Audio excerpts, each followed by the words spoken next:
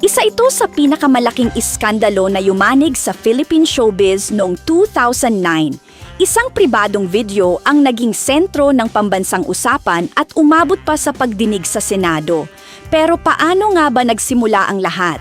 Noong Mayo 2009, kumalat sa internet ang isang pribadong video na nagpapakita ng matalik na sandali nina Katrina Halili at Hayden Ko.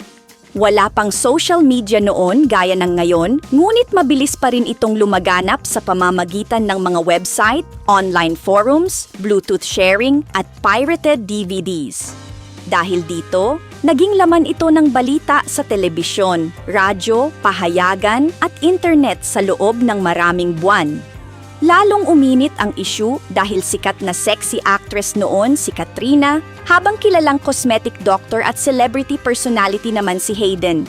Hindi rin nagtagal ay may iba pang pribadong video na iniuugnay kay Hayden ang lumabas, dahilan upang mas lumaki pa ang kontrobersya.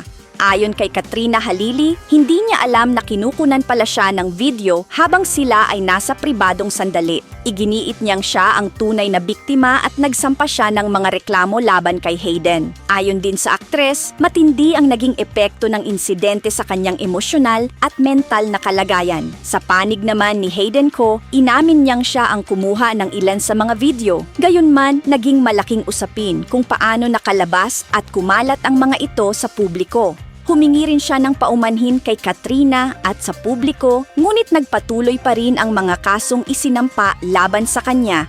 Dahil sa bigat ng issue, nagsagawa ang Senado ng pagdinig upang talakayin ang usapin ng privacy, consent at pagkalat ng mga pribadong video. Sa pagdinig, emosyonal na nagsalita si Katrina at sinabi niyang nawalan siya ng dignidad dahil sa nangyari. Marami sa mga senador ang nagpahayag ng simpatiya sa kanya at iginiit na ang pagre-record at pagpapakalat ng pribadong video nang walang pahintulot ay isang seryosong paglabag sa karapatan ng isang tao.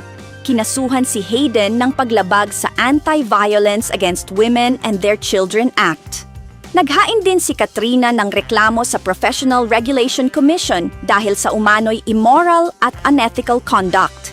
Noong Nobyembre 2009, binawi ng PRC Board of Medicine ang lisensya ni Hayden bilang doktor. Samantala, si Katrina ang itinuturing ng marami na higit na naapektuhan sa kontrobersya.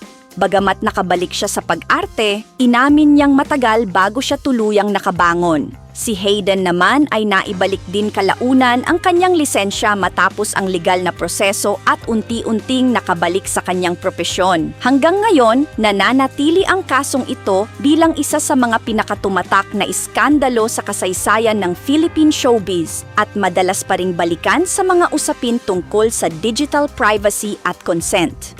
Kayo, ano ang masasabi ninyo sa kontrobersyang ito?